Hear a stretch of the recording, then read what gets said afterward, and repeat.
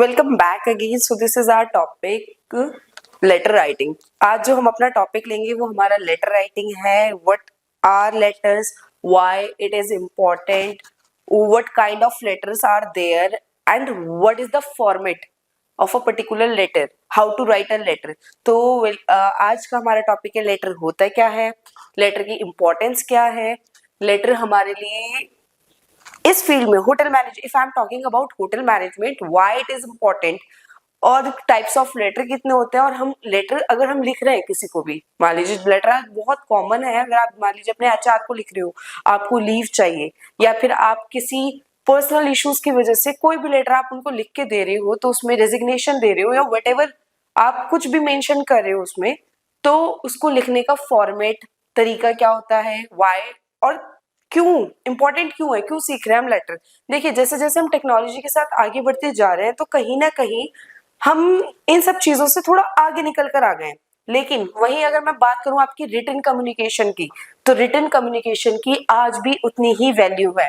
तो it is important कि हम लोगों को ये थोड़ी बहुत चीजें जो होती है इंपॉर्टेंट, लेटर्स हो गए, एप्लीकेशंस हो गए, रिज्यूम्स हो गए, ये सब हमें पता होना चाहिए। तो आज मैंने इसीलिए आप लोगों के लिए टॉपिक लिया which is our letter writing. Letter writing होता क्या है?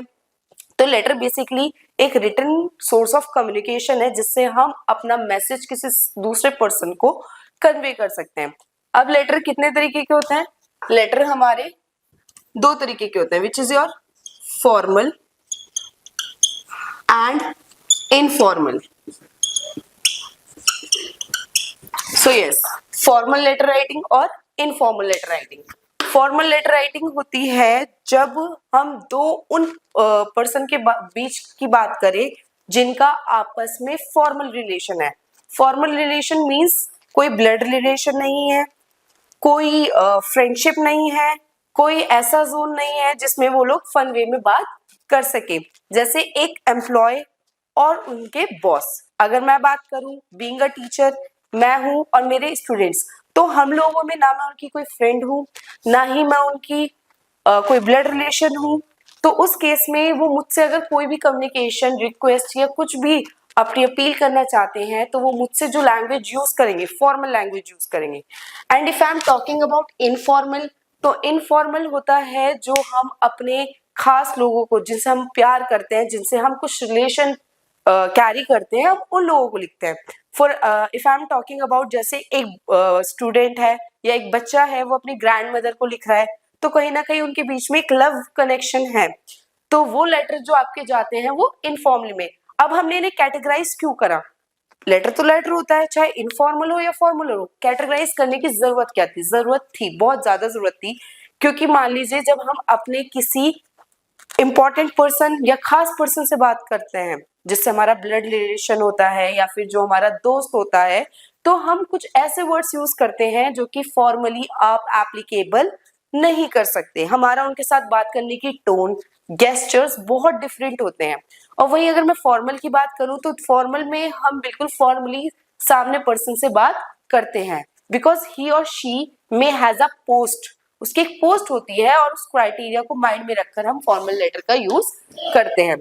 तो आज मैं आपको जो मेन बताऊंगी वो हमारा फॉर्मल लेटर होगा। रीजन, क्योंकि अगर जब हम लिखते हैं होटल मैनेजमेंट के लिए, या फिर हम अपने किसी बॉस के लिए, या हम किसी एम्प्लॉय के लिए जिससे हमारा कोई ब्लड रिलेशन है, वो हमारा दोस्त नहीं है, तो हमें ज्यादा जरूरत फॉर्मल की पड़ती है।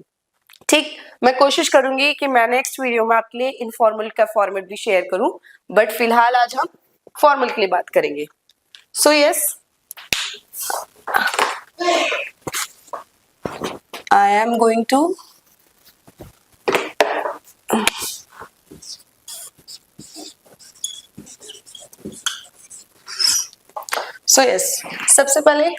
सबसे पहले आता है आपका सेंडर्स एड्रेस। सेंडर वो होता है जो लेटर भेज रहा है। अगर मैं अपनी बात करूं तो मैं अगर अपने से ऊपर अपने बॉस को लेटर लिखती हूँ तो सेंडर हो गई मैं, जिसने लेटर भेजा है, जो भेज रही है। तो यहाँ पर मैं अपना एड्रेस मेंशन करूंगी, जो भी मेरा एड्रेस है, जहां मैं रेजिडेंशियल एड्रेस है, जहां मैं रहती हूँ, मेरा हाउस नंबर, मेरा एरिया, मेरी सिटी और उसका पिन कोड, वो दोनों तीनों चीजें यहाँ पर आएंगी।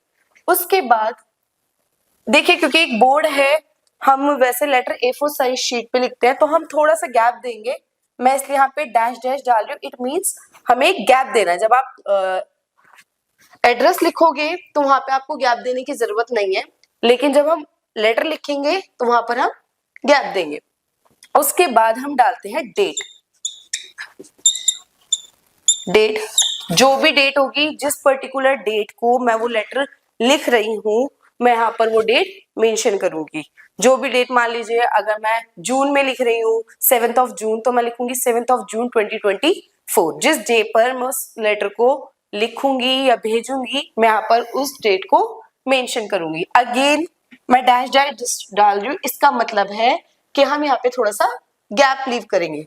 उसके बाद हम डालेंगे रिसीवर्स एड्रेस। अगेन यहाँ पे हमने सेंडर यानी कि जो लेटर लिख रहा होता है उसका एड्रेस आता है, और यहाँ पर आता है रिसीवर्स एड्रेस यानी कि जो लेटर रिसीव करेगा। यानी अगर मैं अपने बॉस को लेटर लिख रही हूँ तो यहाँ पे मेरा एड्रेस आएगा, देन डेट, फिर स्पेस देकर रिसीवर्स एड्रेस यानी कि मेरे बॉस का एड्रेस। अब बॉस का एड्रेस का मतलब ये नहीं होता कि आप उनका हाउस नंबर मेंशन करोगे। There is no need to mention his और हर हाउस नंबर और एरिया, क्योंकि बहुत केसेस में ऐसा होता है कि हमें नहीं पता होता कि where they are living. It simply means यहाँ पर उनकी पोस्ट आती है कि वो किस पोस्ट पर है, डेजिग्नेशन किस कंपनी में है। If I am talking about, मान लीजिए मैं ह्यूमन रिसोर्स में लिख रही हूँ, HR को लिख रही हूँ, तो मैं ह्यूमन रिसोर्स डालूंगी। ठीक, उसके बाद उनकी कंपनी, मान लीजिए मैं होटल में लिख रही हूँ क्राउन प्लाजा में, तो मैं क्राउन प्लाजा डालूंगी। और वो क्राउन प्लाजा कहाँ पर है, दिल्ली में है या इंडिया के किसी और स्टेट में है, तो मैं उसका नीचे मेंशन करूंगी। तो 3 लाइंस में आपका रिसीवर्स का एड्रेस जाएगा। अगेन मैं स्पेस लीव करूंगी। उसके बाद हम डालेंगे यहाँ सब्जेक्ट। सब्जेक्ट मीन्स होता है कि why are you writing this letter. देखिए कई बार क्या होता है, जब आप लेटर भेजते हो तो जो पर्सन है वो एक बिजी पर्सन होता है, बिकॉज ही और she carries a important post. तो कई बार क्या होता है कि उनके पास टाइम नहीं होता कि वो लेटर को क्या करे, रीड थ्रू कर पाए। तो एक सब्जेक्ट से कहीं ना कहीं उनको एक आइडिया लिख जाता है कि आपने किस पर्पज के लिए ये लेटर भेजा है। मान लीजिए मुझे यहाँ पर एक सब्जेक्ट चाहिए कि मुझे 10 days लीव चाहिए for attends my cousins wedding, तो मैं यहाँ पे डालूंगी रिक्वेस्ट। और एक चीज और ध्यान में रखिएगा, जब भी आप अपने से ऊपर की पोस्ट पे किसी को लेटर लिख रहे होते हो तो आप वहां पे रिक्वेस्ट वर्ड मेंशन करते हो। इट मीन्स कि आप उससे रिक्वेस्ट कर रहे हो, यू कांट ऑर्डर हिम और हर। तो request for 10 days leave for attend my cousin marriage, तो ये आप मेंशन करोगे, विच इज इंपॉर्टेंट। उसके बाद अगेन हम स्पेस छोड़ेंगे। उसके बाद आता है आपका रिस्पेक्टेड सर ऑब्लिक मैम। जो भी उस पोस्ट पर है, चाहे वो सर है चाहे वो मैम है, यहाँ पर आप मेंशन करोगे कि आप सर को लिख रहे हो या मैम को, इसलिए मैंने ऑब्लिक में दोनों ही डाले। उसके बाद यहाँ आता है आपका कंटेंट। कंटेंट और आप कह सकते हैं बॉडी। इट मीन्स जो भी आपको अपने लेटर में, आपने सब्जेक्ट तो छोटे में हम ज्यादा बड़ा नहीं लिखते, सब्जेक्ट आपने मेंशन कर दिया, लेकिन उसके बाद अगर आपको और उसमें डिटेल में जाना है तो आप उसमें बॉडी लिखोगे, उसके बारे में बताओगे। With due respect, this is to inform you that I am going to attend a wedding which is on, date mention करोगे from this to this, I am on leave, तो काइंडली ग्रांट माई लीव। जो भी आपके reason है आप polite manner में उसको लिखोगे। Make sure the words you are using in this letter should be formal. You can't use informal words whenever you are dealing with a person if he or she is connecting with you formally. Okay, then after that, when you complete your letter, simply thanking you, आप उन्हें thanking you बोलेंगे। yours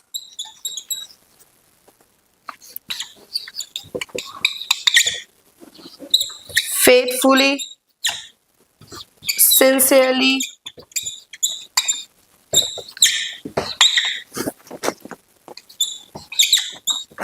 obediently, आप इन तीनों में से कुछ भी use कर सकते हैं। उसके बाद एट लास्ट आपका name. So yes, this is the correct format of your formal letter कि लेटर होता क्या है, कितने टाइप्स का होता है, why, what is the use of formal letter and what is its importance in any field, and how it should be written, and what is the why you should use formal letter at the time of hiring or anything. हम क्यों use करते हैं formal letter का ही मैंने आपको आज सब बताया. तो होप आप लोगों को अच्छा लगा होगा और समझ आया होगा. तो thank you so much for giving your time, and if you like the video, please subscribe our channel. Thank you so much.